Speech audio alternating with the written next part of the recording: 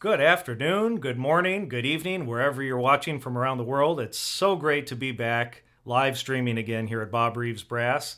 It's been over a year, and so we're trying to pick up the slack again. We got back to doing the podcasts, getting back in the regular role of things here, and I'm so excited for today's special guest, Dan Rosenboom, for a number of reasons. If you're not familiar with Dan, we did a podcast with him, The Other Side of the Bell, so take a look at that or listen to that. But Dan is a mainstay here in Los Angeles, here in the studios, recording on film, television, albums, jingles, you name it. Dan has done all kinds of recording here in Hollywood. He runs his own record label, Orenda Records, with I think there are over 50 albums released to date under Orenda, and we'll talk about that. And he also teaches at UCLA, so very, very busy guy. Couple things I want to mention before we bring Dan on here. First of all, he's got a new album, Polarity, releasing later in April, and we have a video and a few clips that we're going to share with you during this live stream. And Dan has a new mouthpiece out with us, with Bob Reeves Brass, the Boom Star, and we'll talk about that. He's had a signature model available for a few years, the first edition, if we can call it that, the Boom mouthpiece. And now, April 1st, we are releasing the Boom Star. I won't say it's an upgraded version. It's new, but we'll get into that when Dan's here. Before we bring Dan on, however, let's listen and watch a clip from the tune Age of Snakes. It's a live video. This is off of his album Polarity. So here we go. Let's listen to Age of Snakes.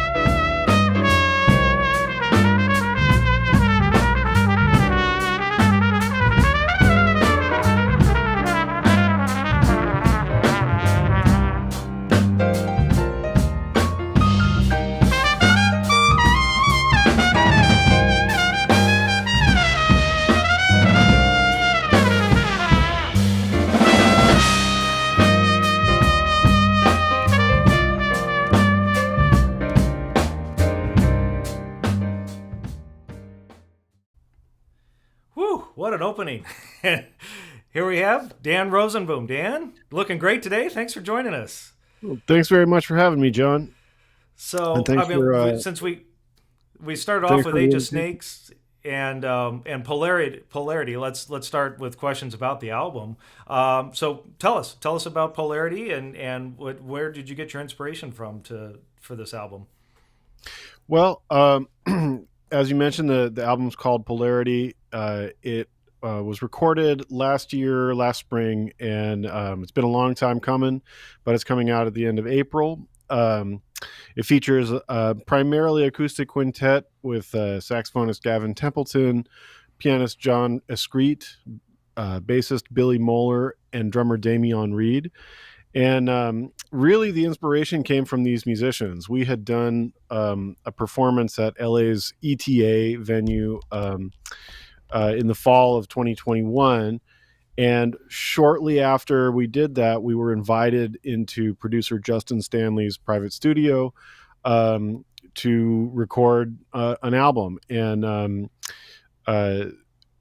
originally I was thinking of mostly improvising with these guys and letting Justin as a producer work with it in post, kind of the way like Miles and Teo Macero used to work together.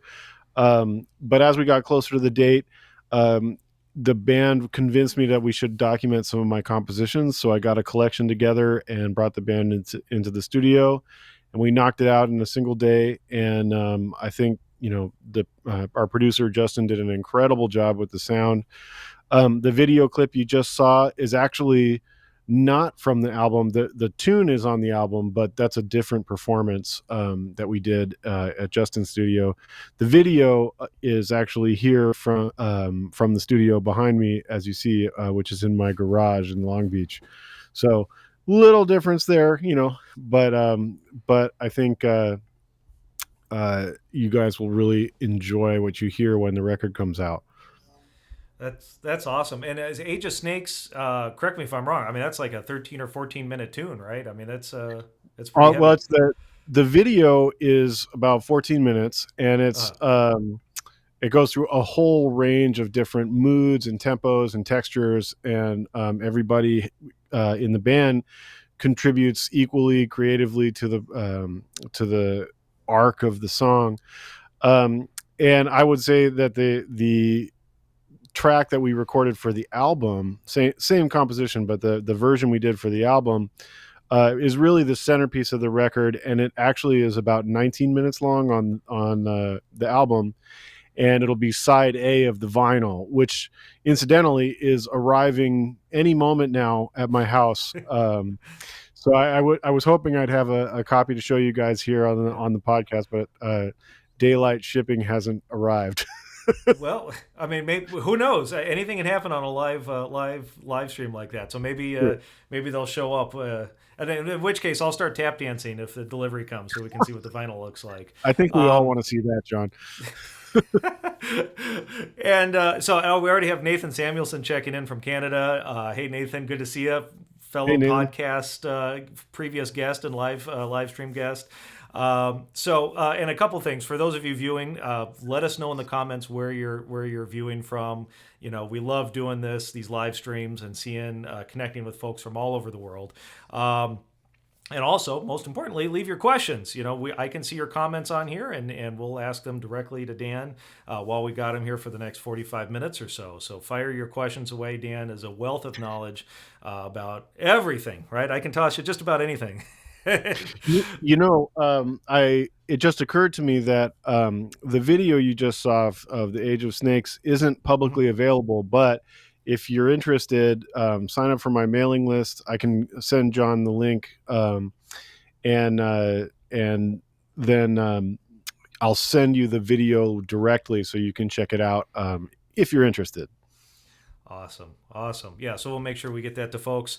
And I do have the links to your Bandcamp there, Dan, both on YouTube and on Facebook. So if you're viewing this and you want to pre-order the album, go ahead and click on that link, and you'll have all the ways to do that. And you also have a couple singles already released, right?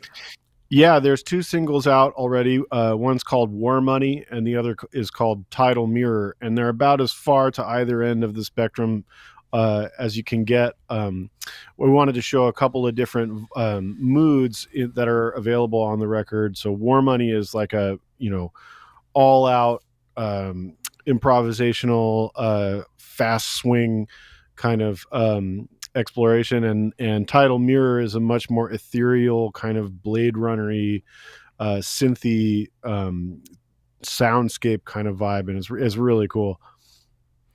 Awesome. And we have a couple clips here. So this would be a good time to play them. And for those folks watching, I'm pushing buttons here, so who knows what can happen. So if I end the stream, just hop on back on. So let's go to the audio clips first. Hey, and John. the first one I have up is called a Paper Tiger.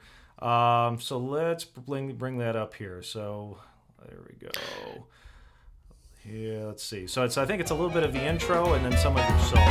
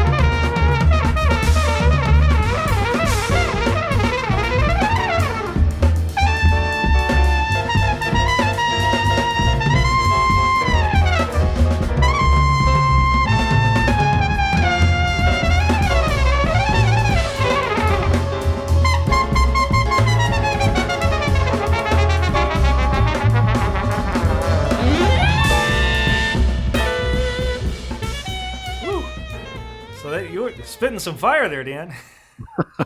It's fun, man. When you play with a band like that, they really just propel you.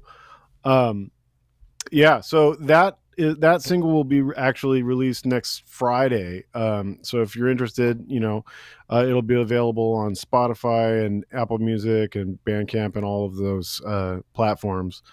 So look out for that. That's and if so, I can ask on that. Like, so it sounded a part of that solo was that there was a point where like the band was hitting with your solo. Was that something you guys had like planned in advance, or did that just kind of happen organically, or what? No, we just uh, we rehearsed once before the record, just to kind of get our hands on and chops on the tunes, and then we just basically almost every track on the record is one take. There may be a couple that we did two takes, but it's all spontaneous. It's all improv. I mean, well, there's a form that we're playing over, but in terms of what we're actually playing, it's all in the moment. That's amazing. That's amazing. So we got a couple questions coming in already, which is great. So I'll take a break in talking about the album here, and Yeah, then we'll great, get back. great. We'll get back to the other the contrasting clip here in a few moments. So the next this first question comes in from Manuel Martinez. Manuel wants to know who some of your inspirations, your musical inspirations are. Great question, Manuel. Um, man, I have so many, and it really just depends on what kind of aspect we're looking at.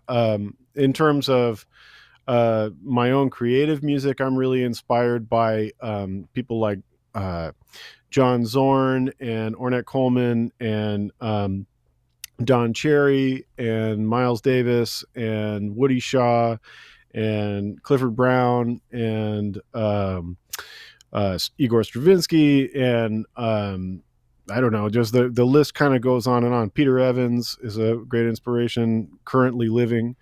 Um, and what I really like about all of these people is that they approach music with a sort of no holds barred attitude. They dive in and go for a combination of intellect and sort of spirituality in a certain sense, and energy and drive in the music that feels like they're just exploding out of themselves.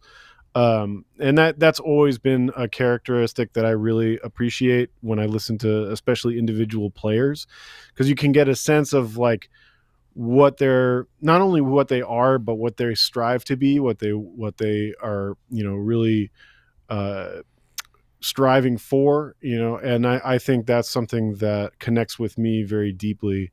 If you're talking about, you know, um, composition, I'd add a million other people into the mix, and if you're talking about more like classical approach to trumpet playing, I would say definitely people like Maurice Andre and Adolf Herseth and Philip Smith, and the list goes on. James Thompson, my teacher. And if you're talking more about like the studio music sides of things, like certainly Euan Racy, Warren Looning, Malcolm McNabb, and all the guys that I work with, John Lewis, Rob Scher, Barry Perkins, Dave Washburn, um, and Wayne Bergeron and Dan Fernero. And, I'm totally going to, not be able to list everybody that is an inspiration, but also really close friends. Like, Aaron Smith has been one of my closest friends for a long, long time. And we've really pushed each other since college, to realize our full potential, which is still a work in progress, of course. Yeah, it's like almost like the Union Book there, but it's true. I mean, that's one of the Well, benefits of living yeah. in LA is we're surrounded by fine musicians. I mean, some of the I finest mean, musicians in the world, and yeah, you better get than you. fine. I would say, the biggest inspiration in my life comes from the people that I work with directly. So in the creative world, it's like the people in that band, as well as other projects that I've done. Those guys inspire me to, be better than I was yesterday and write more interesting stuff than I did last year. And then, in terms of working in the studios and stuff, I mean, the inspiration well is endless. Every person in that room is a phenomenon on their instrument. And so not just the trumpet players, but everyone in the room sends you home with inspiration and fuel to go back into the practice room and just keep honing your craft and keep, being more humbly invested in the music. Yeah, that's really it. And in your podcast, you mentioned because you talk about here in LA, you talk about compositional influences and inspirations. In your podcast, you talk about Wadada Leo Smith and Mhm. what you learned from him in terms of your improvisation. Can you talk a little bit about that? Yeah, well, actually, Wadada was my very first trumpet teacher. I, was my dad was at California Institute of the Arts when I was a kid, still is, and Wadada Leo Smith started teaching there, and my dad asked him if he would be willing to teach a sixth grade trumpet student, and thankfully Wadada said yes. Um, so I learned a little about improvisation from him, but also the Arbin book and the Haydn trumpet concerto, and like a variety of just fundamental stuff. I had maybe been playing for about a year and a half and had been kind of like teaching myself to play. So he really kind of gave me my first sort of expert advice, so to speak, on playing the instrument.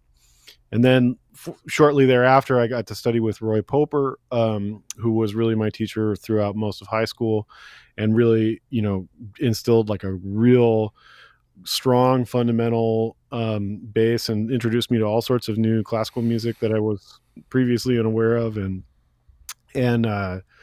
set me up super well to go into college. And then, as I mentioned, James Thompson was my teacher in college, and I kind of look at him as almost like trumpet Yoda. He's he he's such a deep Good way well to of put it. knowledge. But his whole thing was sort of distilling everything into being present in the current in the moment in present time, in a way that was very similar to Zen. Like I remember reading Zen and the Art of Archery when I was in my senior year of college, and going, wait a minute, that's like everything that my teacher's been saying for the past 4 years. Hmm. Um, and that was incredibly important for me. And then when I moved back to California, studied with Jens Lindemann at UCLA and Ed Carroll at Cal Arts, and John Fumo at Cal Arts, and then a variety of non-trumpet players like Vinny Golia, Miroslav Tadic, Larry Coons, and really just tried to kind of broaden the scope of what I thought was relevant to my musical development. Yeah, and like you mentioned earlier, you're always learning. You're picking up from everyone you're surrounded by, whether it's in the studios or freelancing, that sort of thing. Well, that's the best thing about being a musician. When you're around other musicians who are striving, you're constantly learning. You can't help but learn from your colleagues and your peers. And then, if you want to get better at a certain thing, there's like, there's literally an infinite road in front of you, no matter which direction you go. Hmm. Exactly. And let's take a moment here. I love it. We have some folks checking in. They're LA players when they're checking in from the freeway. So we have Oh yeah, Ricardo who's on the 91, and then nice, my buddy Phil who's on the free five in Anaheim, five freeway in Anaheim. So very hey cool. guys, and actually Phil, my buddy Phil, he did the logo. He's a wonderful artist. Besides a Oh, wonderful trumpet nice. player, That's a he great did the logo. logo for the other side of the bell. So we have a little bit of podcast history right here in this live stream. Very So cool. Very awesome. cool. And you guys keep an eye on even both hands on the wheel while you're driving, please. So, Dan, would you introduce on summoning the will? Right? Did I get that title right? Yeah. Yeah, That's set this one up for us, will you? this is a ballad that I wrote as a sort of tribute to my wife, who went through and beat uh, stage 2 breast cancer. In fact, earlier this week, she, received her like year and a half mammogram checkup after being declared cancer free. And she was actually moved to the low risk category. So anyway, this tune was really inspired by her resilience and strength in the going through treatment and fighting this thing. and that's where the title came from, on Summoning the Will. And it's really, it's, I thought it would be a nice one to share because there's long lyrical phrases. It covers a broad range of the instrument, and you can really kind of hear the sound of actually the mouthpiece that we're talking about. So so yeah, I mean, you can check it out, and see what you think. Yeah, let's have a listen. So.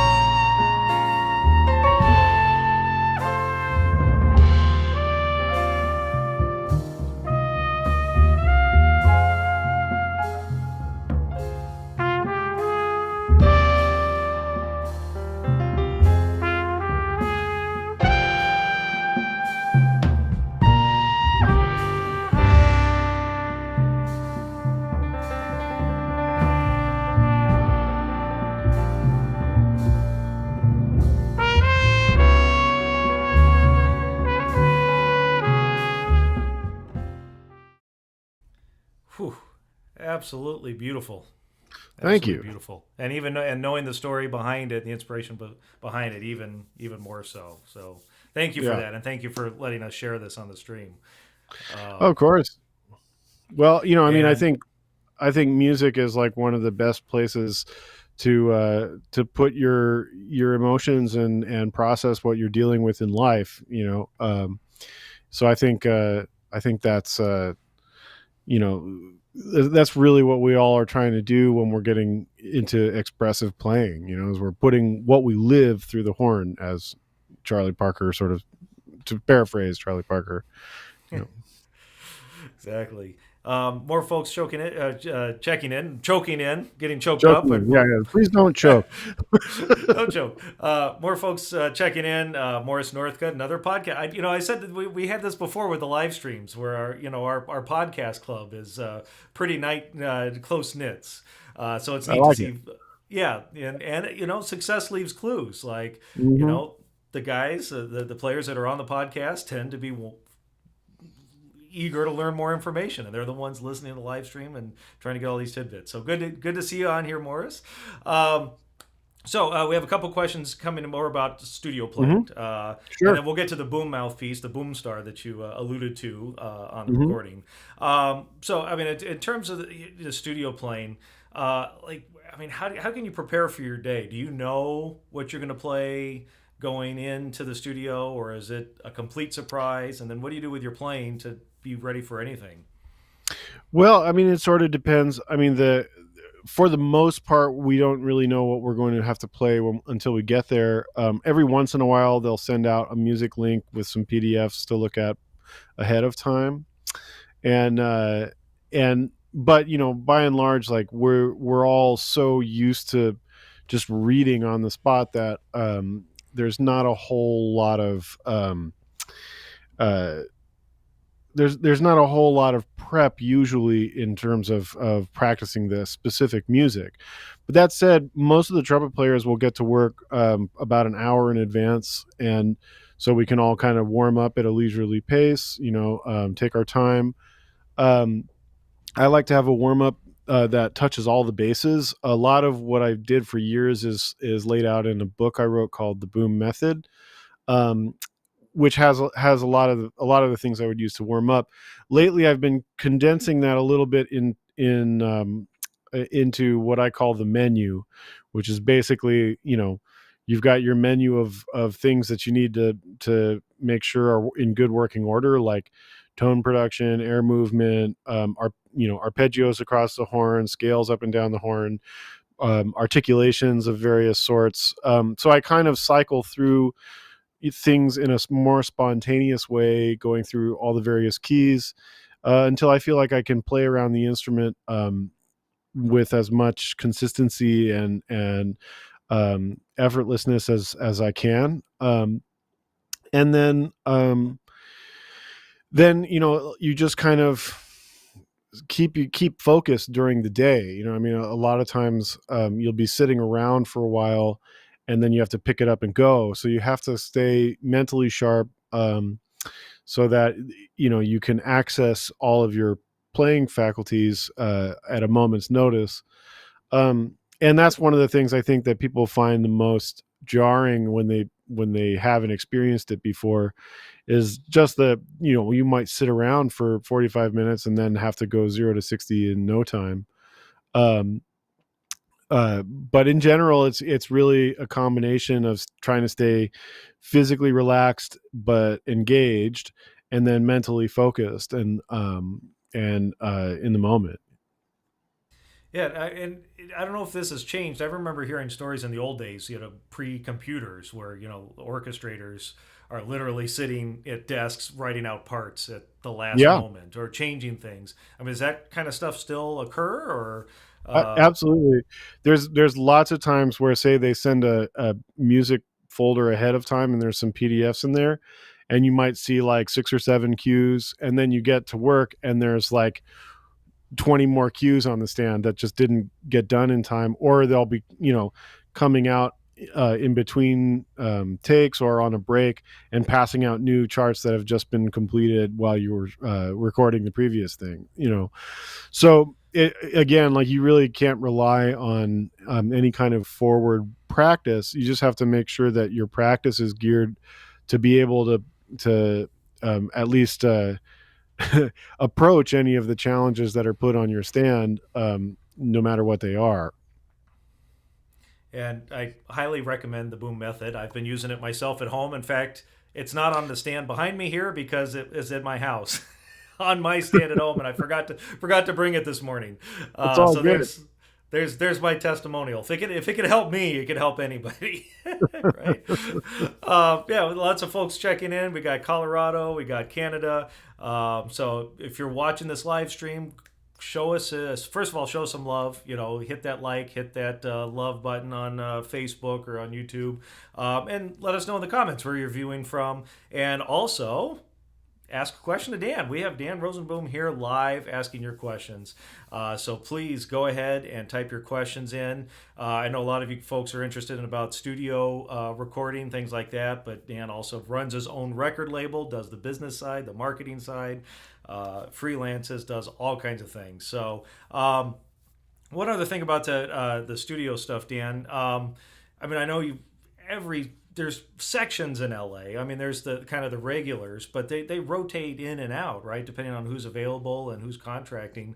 Oh, I sure. mean, do you get to the point where you just know everyone in town and how they play, or like a symphony section would know, or is it just you go in and play? How does that work out?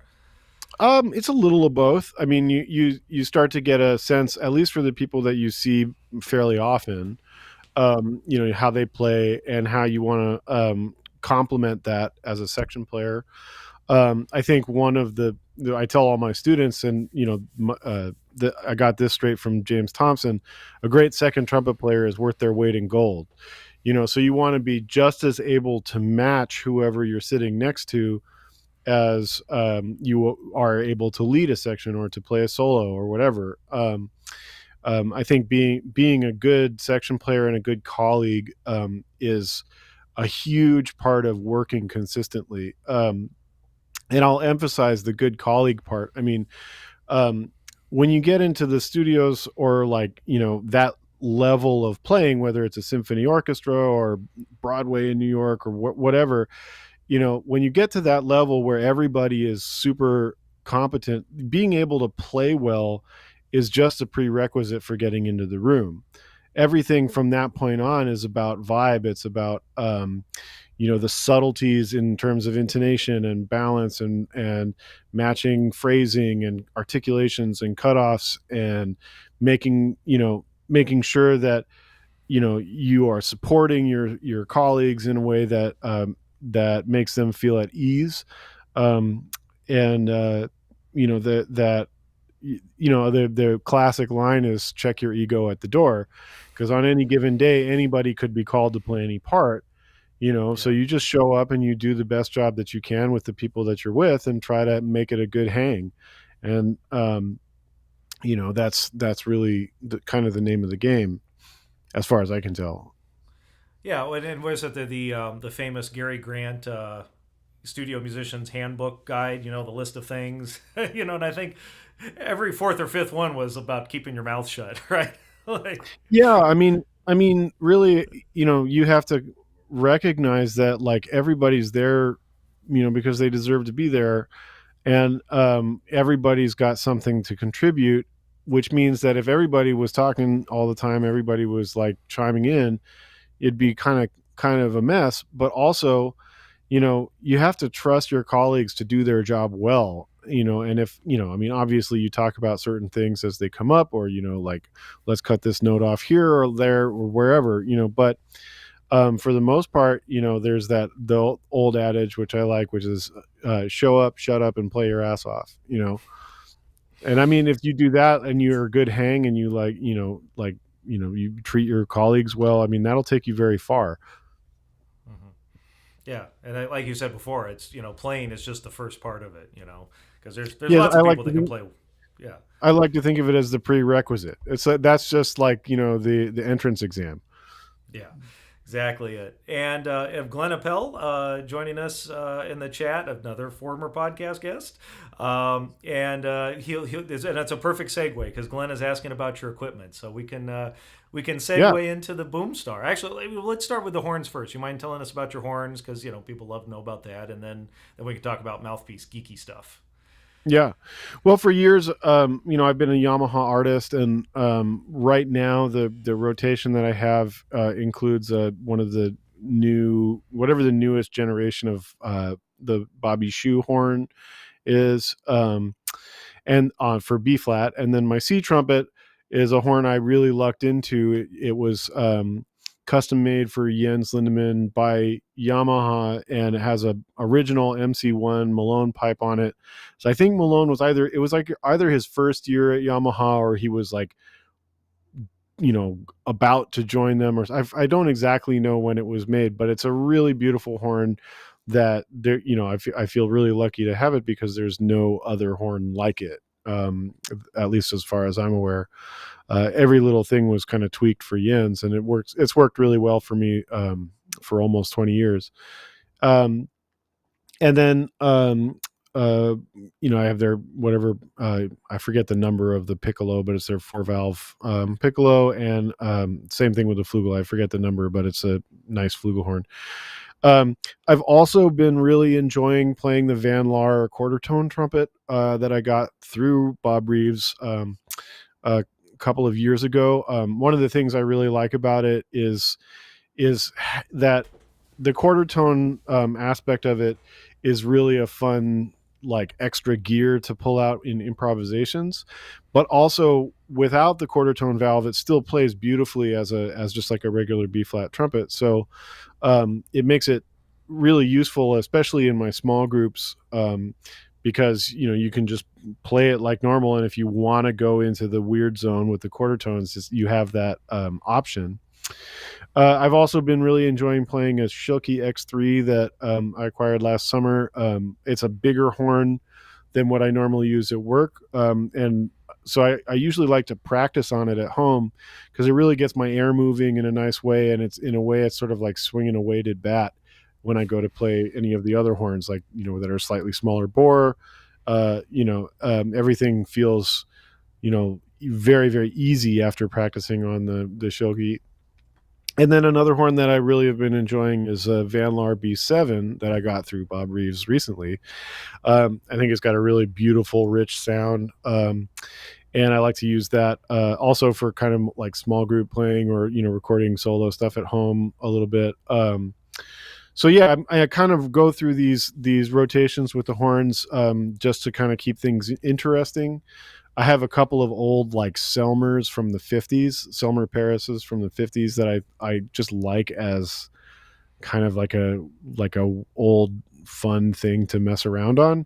And I actually recently got a Selmer Paris cornet from the 30s. That's really cool. But those are just kind of fun to mess around on at home because they have such a distinctive sound, and it's like it wouldn't really be usable at work.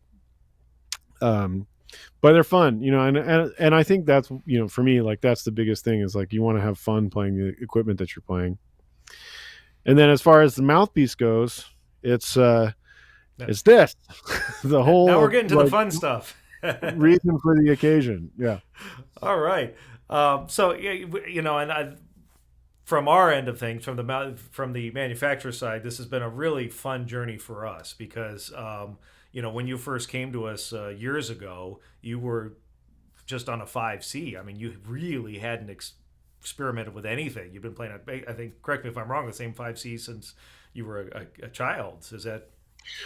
Well, not exactly. I mean, uh, I played a variety of things when I was growing up because I was really kind of looking for. They were all kind of various Bach sizes, and then when I was in college, I kind of was in the one zone because I thought I was going to like go be, you know, Bud Herseth or something, and so I played a 1X for a little while. I played a 1C for a little while.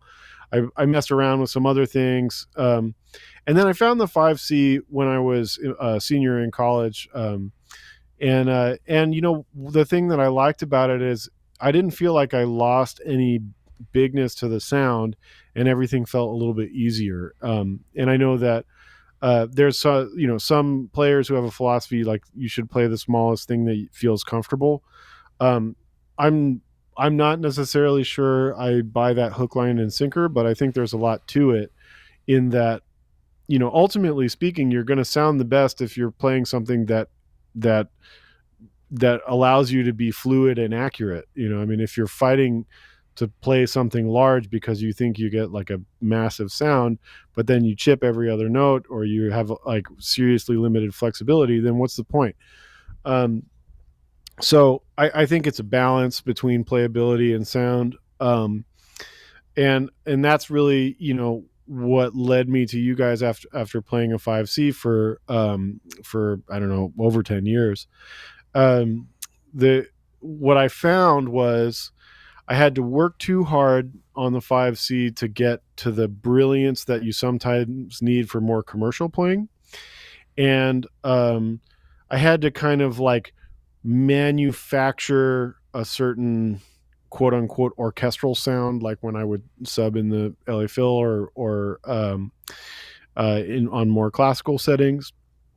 Um, and I mean, it's not like that was like limiting or debilitating at all. It just was like I felt like I had to kind of like work too hard to shape things the way I wanted them. Mhm. So I wanted to try to find something that gave me more sonic flexibility while still maintaining the efficiency and playability of what I felt like I had in the 5C. And initially, when I came to the shop, it was so classic. I was talking to Bob Reeves himself, and Bob went over to the wall and picked something off the wall and said, "You should play this." And I played it. It was cool. I was curious, so I said, "Oh well, I'd love to try some things on either side of this, to see if it needs to be dialed in or anything." So he gave me some stuff to mess around with, and of course, like after several hours of going back and forth, I ended up leaving with the one that he chose off the wall without ever hearing me play, which was kind of which was great. It was the D69 Mhm. Reeves blank, and I think I used my 5C rim on it, so I didn't have to change rims, and that worked for a while. But then we got into the pandemic, and we were doing a lot of remote recording at home. Um, and one of the things that I think the trumpet section started doing early on, that I think was really good, in terms of like keeping our our jobs and our relevance, was we would share our files with each other, to make sure everything lined up, make sure that everything was in tune, that we were matching, style and approach, so that when we sent our parts to the engineers, it just worked. Like they would get the parts, and they would lock in just fine. But what was cool about that for me, just from like a nerdy perspective, is that I got to hear, my colleagues' sounds on whichever microphones they were using, um, and and hear, like, in a very, A/B kind of way, the way that I was matching with them, and it was good. But I felt like I wanted a little more dimension in the sound. I wanted a little bit more, immediacy of attack in the sound, or in the waveform.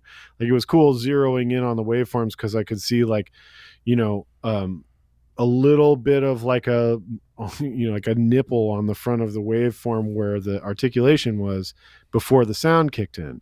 So, that was something I wanted to try to address.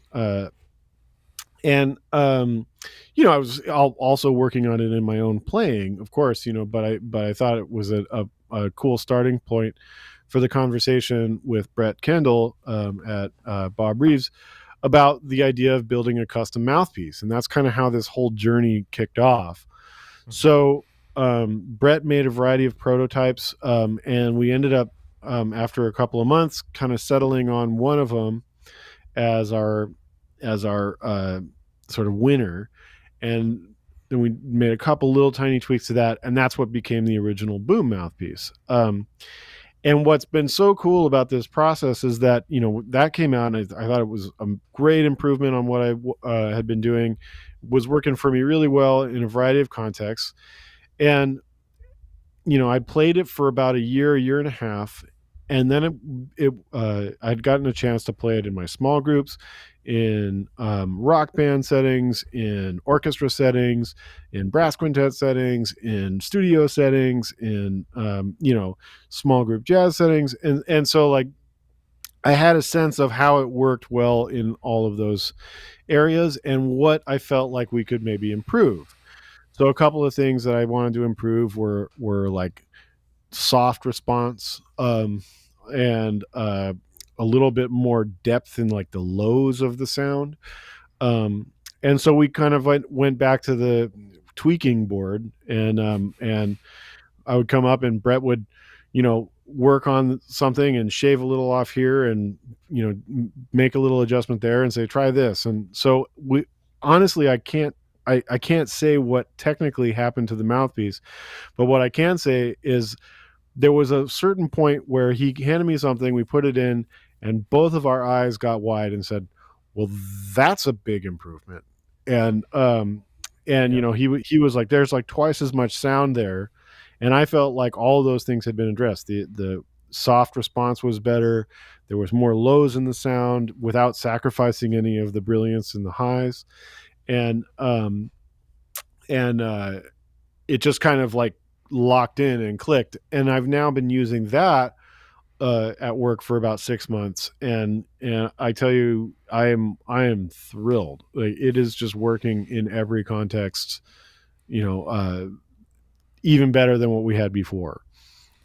Yeah, and that's I remember all three of us did that because I was at the bench doing a valve alignment while you That's guys. right. I remember when I didn't even know what was going on like I normally hear, right?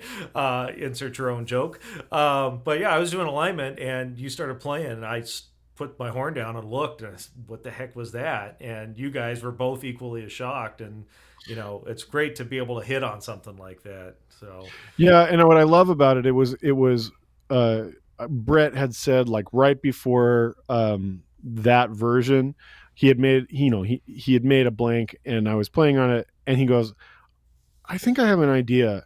Can I say that?" So, I don't know. Like I said, I have no idea what he did, but mhm. he, like, shaved something off in the backboard or something, and handed it back, and it was literally like a light bulb turned on. It was kind of amazing. It's it's fun, and on our side of it, I mean, you kind of trusted us on this journey. And I mean, it goes the streets go both ways because Mhm. you came to us with an issue, we made an improvement, with a stock mouthpiece, and then the boom was developed because which was an improvement on that. But then you're changing, yeah, your plane is evolving and growing and doing things as you're getting accustomed to this new equipment, and what Brett's hearing out of your sound, and then the things he thinks he can adjust acoustically in the mouthpiece. Again, it's a two-way street, so it's really fun to see the fruits of both of our labors. So, Yeah. so it is the Boom Star. Let me. I think I have a little. Do I have that on here? There we go. Yeah, the new Boom Star trumpet mouthpiece. So it'll be available April 1st. No fooling. So that's this Saturday. We've sold a few already. We took a couple demo models to NTC, the National Trumpet Competition, last weekend. And even though we weren't supposed to sell them, we sold them because, well, people insisted. So I'll do a little bit of the geeky stuff for those folks that are listening right now. Let me get rid of this overlay here so you can see us. So Dan, you use our 43 and a half rim, which is like it's around a 2.5C or 1.5C diameter for folks viewing this to kind of give you some sort of benchmark. But of course, we can make it with any rim, any Reeves rim, any of our classical series rims, which covers a lot of the popular 3C size, 1.25C size, things like that. We can also thread a rim. If you like a Schilke rim or a Monette rim or whatever, we can always cut it off and make a boom underpart or a boom star underpart. Now I got to get used to saying that. So anyway, we'll have more information on the mouthpiece on our website, and it'll be available for actual production April 1st. And we're really excited, and to hear you recording and hearing you in the movies and stuff using that piece is really cool. So. Yeah, it's been on a variety of soundtracks already, and different album recordings, I've gotten to use it in Disney Hall, and I've gotten to use it in like small jazz clubs, and I've gotten to use it at pretty much all of the sound stages in LA, and it's just remarkable to me, like what a difference it feels like to me. I mean, I think it's just locked everything in a great way. And that was really the big impetus for this, is just that the range of different stylistic settings that I find myself in, provided a good opportunity to design something that is flexible in kind of any direction. Like, it's a great sounding orchestral mouthpiece. It's maybe a little on the brilliant side, compared to like a 1.25C or something like that. But I like that, I mean, and then, it's maybe like a little on the dark side for like super commercial playing, but I mean, I've played it next to Wayne. I've played it next to Dan Fernero. I've played it next to Rob Scher, and all the other characters, and it fits right in, I think, as long as you can play well. but the With the but caveat that yeah, you can play well. opening myself up for slams there, but basically, but I feel like, if you have the sound in your head, the mouthpiece will do it, and that's the thing that I like about it. It really is greatly flexible, in terms of the character of the sound that you can make on it, and the response is super quick. The flow is really nice. I don't ever feel like it gets backed up on me, if we're like cranking really loud, or if, like, if it feels just like too swimmy, if we're playing really soft. It just kind of delivers in all those situations. Mm-hmm. Well, and I should mention. I talked a little bit about the rim dimension. Larry here. I've been ignoring the chat, so I'm sorry. I've been a bad host this Yeah. afternoon. We have a few questions here, and I'll get to them. Larry asked here. Larry Perlson asked about describing the dimensions and rim style of the mouthpiece. I did talk about a little bit about the rim. Like I said, around the diameter, it's the Reeves 43.5 rim. Could I jump in on the rim? Yeah. One of the interesting things that I found was, like we mentioned before, I came from a 5C rim originally, and then where we ended up with the original boom mouthpiece was the Reeves 6C, which was pretty close to the 5C in terms of dimensions. But I think, I mean, I'm not a expert on all the various terminology for mouthpieces, but it felt like it was a little bit sharp on the inner diameter of the rim, which Hmm. feels really good sometimes. But then, like other times, like if you'd been like at work, like if I'd been sitting around and not playing, and then we had to do something really delicate, it felt a little bit too sharp on my chops. And that's when I started messing with the rims, and the 43 and a half felt a little more rounded and forgiving, without necessarily feeling any bigger, if that makes Hmm. sense. So I think a lot of it has to do with, at least from a player's perspective, has to do with kind of the contour of the rim itself rather than like the diameter. Um, but that's just for my personal experience. Yeah, and I appreciate you sharing that, because then that's the kind of information. Well, first of all, one of the things we're going to start doing here at the shop is start doing more of like tech stuff, talk about equipment. So you guys you folks that are viewing can look forward to that in the future, where Brett and I will get on here and talk about just the kinds of things you're talking about, Dan. Like, how does the rim dimensions, how does the contours affect a player, and really, yeah, everyone's different. And even though something may measure bigger or measure smaller, if the contour is different, it may feel differently. It may Hmm. feel the exact opposite to you as a player. We don't know. So yeah, that's. Thank you for sharing your experience there, Dan.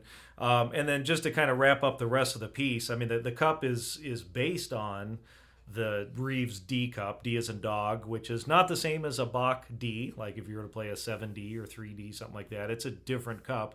It's like a medium deep, more of a conical shape. But that's what we started with. That was your stock piece, and then what Brett has come up with in both iterations are modifications on that, both for sound reasons and also for acoustical reasons. So, and I'll save that for the tech stuff. Because I want to make sure we have questions I want to get to, and we've already gone an hour here, and I want to make sure we get the rest of these questions in here before we wrap up.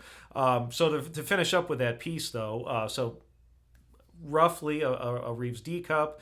The bore size, I'm not going to get into. We'll list those stats on the website, because we did change the bore.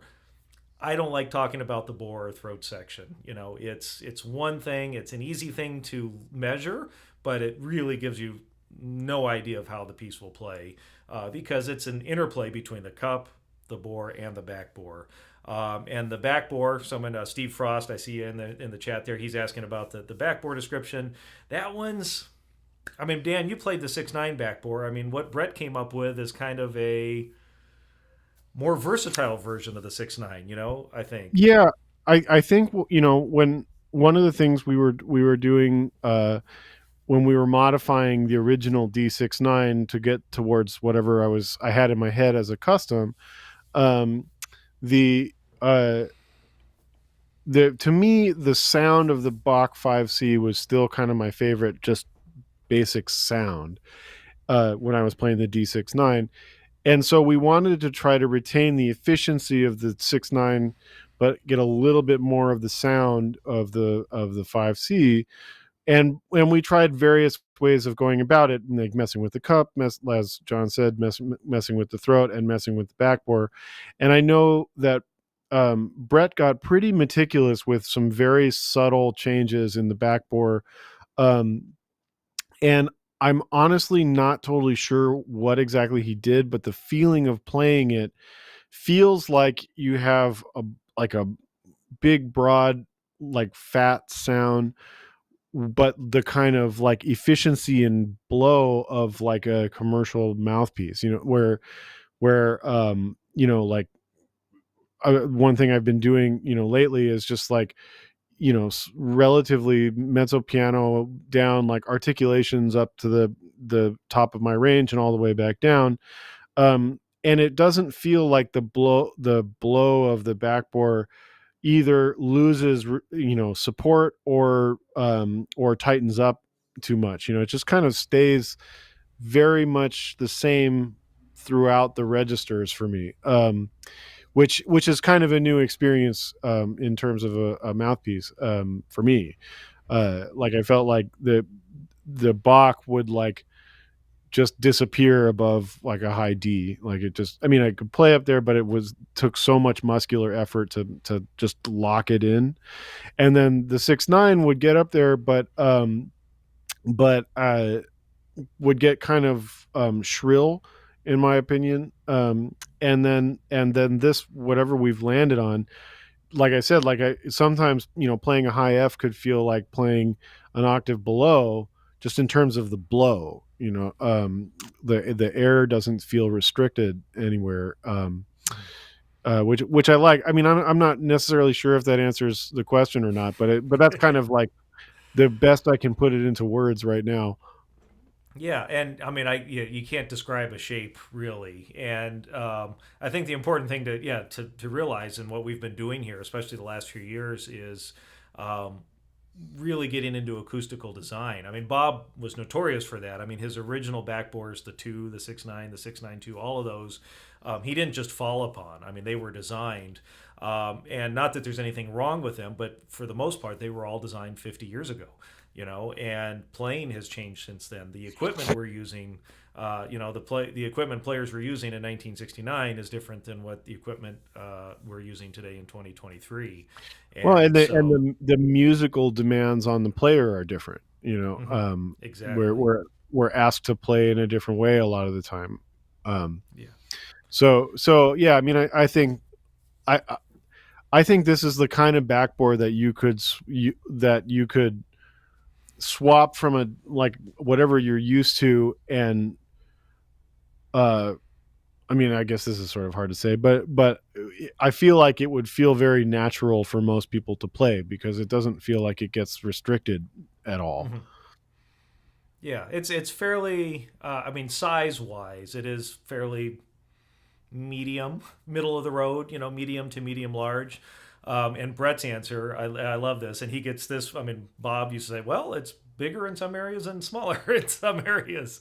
It's a shape, but it's really cool. Like I mentioned, like we're doing something. We have a lead backbore now, the 19 backbore, which again is lead commercial that's rebalanced the acoustics of the cup and the backbore that has a similar thing. I mean, it's much smaller than your backbore, Dan, but it does a similar thing for lead players, in that the upper register doesn't feel as high as it is. And the most recent project that we just were prototyping at NTC last weekend was a orchestral backbore, so something even bigger for players that are like using like a Bach 24, for example. So a lot of fun stuff going on here.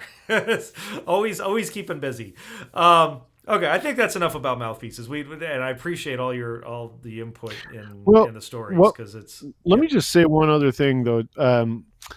I got to give it up for Brett Kendall on this one Mhm. because like he really designed this in an intuitive way.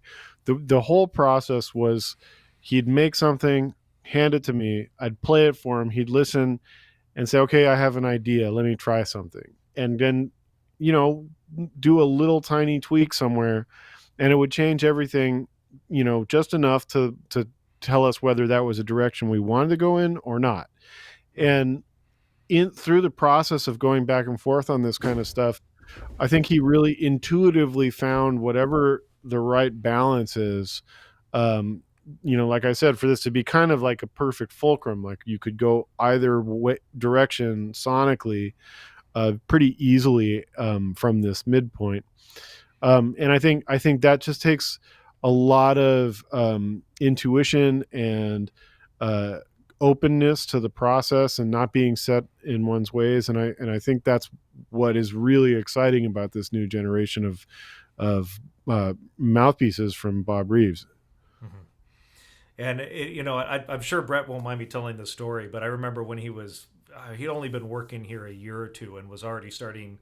He already showed a knack for machining, so he moved into the back end of the shop pretty darn quickly. And I remember he was working late one afternoon and was messing around with mouthpieces. He was still going to Northridge at the time, so he was still playing actively, and he was making a mouthpiece for himself and was going to try something different. And I remember Bob came in and read him the riot act And Brett's like, well, why? I was curious. I wanted to see what this would do. And Bob said, well, you need to know what it's going to do before you start getting into it. And I mean, I know, having seen Brett work here for 12 years now, like, he doesn't just say, oh, let's see what this does, let's see what this does. He's, like you said, Dan, he's methodical. And we can't tell, we can't predict exactly how it's going to work for a player, but we have a pretty darn good guess what adjustments we make, how they're going to work. So I really appreciate you bringing that up. We're so grateful to have Brett here, and we'll get him on the show here one time to really get geeky about what he does. So before we wrap up here, because man, we've already gone over an hour. A couple of things I want to hit. Ryan, he mentioned he just got your book a couple days ago, and he Oh, cool. said it's very cool stuff. I've been complacent in my fundamentals work for way too long, and this will be a good start on fixing that. So thank you for the shout out there, Ryan. Another happy Boom Method owner. And then, my buddy Jeff, Indiana Fly Fishing Guides. Jeff's amazing, amazing trumpet player. Amazing. He helps us with our marketing here, and he runs a fly fishing business in Indiana. So if you folks are in the Very cool. Midwest and need some fly fishing guides, hit Jeff up. He took my joke when we were talking about quarter tones. He says all of my trumpets are quarter tone. Smiley face. So my joke is I don't need that fourth valve to play a quarter tone off. So, last question here, and then we'll wrap up, Dan. It's been so awesome to have you here. Morris was asking, referring to Orenda Records, what encouraged you, Dan, to start your own record company? Well, it's something I'd thought about for a long time. I was always impressed by people like John Zorn and Dave Douglas and Vinny Golia and others who are like active creative musicians who ran their own record labels to support a community of people that were, in their network and working together as colleagues. Um, so it was something I'd thought about doing for a long time. And when I had a record that I was completing, I asked a friend of mine, a drummer who seemed to always have his finger on the pulse of like what was happening with various record labels. Asked him if he had any recommendations of places to send it, and he didn't know that I'd been thinking about doing this for almost a decade, but he was like, I don't know, man, you should just start your own.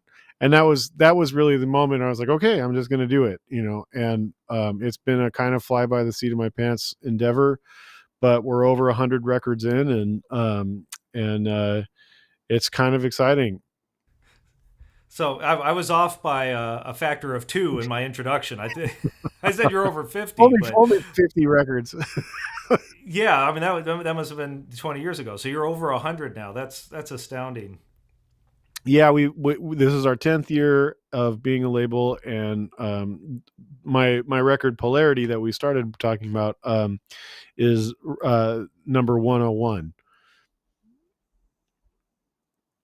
Just throwing the link down again for folks that they can go to Polarity. And would you mind taking a moment? You're doing a record release, right, for Polarity? Because we Yeah, know there's people on the 91 freeway and on the 5, so we know we have some LA yeah. guests. The record release show is going to be on April 28th. That's a Friday, April 28th, at the Paramount, which is in Boyle Heights. It's a really cool historic club, and there's a wonderful series in town called Just Jazz that hosts all sorts of musicians, both from the community and touring from all over the world. Um, and they're hosting. It'll be a double bill with a wonderful young saxophonist, Nicole McCabe, and her trio. Um, and we'll play tunes from the record and maybe some other stuff and maybe some special guests. There are tickets on sale. You can find it in the link in my Instagram bio or elsewhere. It should be a really, really fantastic concert. And I will be there. Brett will be there. Awesome. So we have got. I've said it to the internet. We haven't bought our tickets yet, but I will do that as soon as we wrap up here before it sells out. So I put the links to Polarity in the chat, so folks can go pre-order it, and I'll throw your website, danrosenboom.com, and you're also on all the socials, right? Yeah. What are the best It's places to find you? So Instagram is the one I'm most active on. It's Dan_Rosenboom. And I am on Facebook under Dan Rosenboom as well. That's that's pretty much it for me in terms of social media. I'm I'm not a huge fan, but I try to at least be on there to support friends and promote projects and stuff. But yeah, and then my website is danrosenboom.com. There's all sorts of stuff there that you can find. And hopefully after April 1st, we'll also have the Boom Star there as well. Absolutely. So I threw those links down in the chat, Dan. When we first started, we were having a freak thunderstorm here, and I was wondering how long we were going to go. And so thankfully, well, one, I didn't have to tap dance. So for those who missed No, that that's a conversation shame. earlier, That's a shame. That should happen. next time we'll do it. Yeah, yeah. Absolutely wonderful to have you on here, Dan. Thank you Oh, so thank you for much. having me. Oh, this was Uh, a pleasure. Thank you for having me, John. Absolutely. And thank you for joining us. I can't believe, man, we went an hour and 10 minutes, 70 minutes here on this live stream. A lot going on here in the shop. I won't bore you with all the details. Make sure you go to bobreeves.com. Our web store is trumpetmouthpiece.com. They're linked, so if you remember one or the other, you can find us. A couple big things are going on, though. April 1st, besides the release of the Boom Star mouthpiece, will be the Bob Reeves Brass 55th anniversary. So that's right, 1968, April 1st, Bob opened the doors of Bob Reeves Brass under his own name. He worked for Proviance before and also worked out of his mom's garage, but we became an official business April 1st. So we will be celebrating. Now, April 1st falls on a Saturday, and as much as I love working here and doing stuff, I'll probably be with my family. So we're going to run some specials, though. So make sure you follow our social media, Facebook, Instagram, Twitter, all at Bob Reeves Brass, because we're going to be doing some pretty cool sales on stuff, some specials, some flash sales, things like that, where you might be able to get a mouthpiece or an alignment or something, hint hint, at a very special price. So stay tuned for that. The other thing I want to mention, and something that we're very proud of here, is next week we will be posting episode number 100 of the Other Side of the Bell Trumpet podcast. So we started that just over 10 years ago. The first guest was Paul Panicki from Australia, and now here we are, episode 100, and across the other direction will be Tony Cadillac, the Top Call studio and Broadway player in New York City. So he will be my guest for episode 100. Again, we have a lot going on. We're going to be doing more live streams like we used to be doing. The Trumpet podcast, we're going from monthly to bi-monthly. We're going to do at least one major interview each month and either a bonus episode or maybe a second interview each month. We have the Trombone Corner podcast that is back up and running monthly. And starting in April, I believe the third or fourth week of April, we will be posting a French horn podcast now called The Horn Signal. So all of that and more. Don't miss out. Follow us, bobreeves.com, Bob Reeves Brass on all the social media. Again, thanks to our special guest, Dan Rosenboom, today. And thank you guys for watching and for all the wonderful questions. Until next time, bye-bye.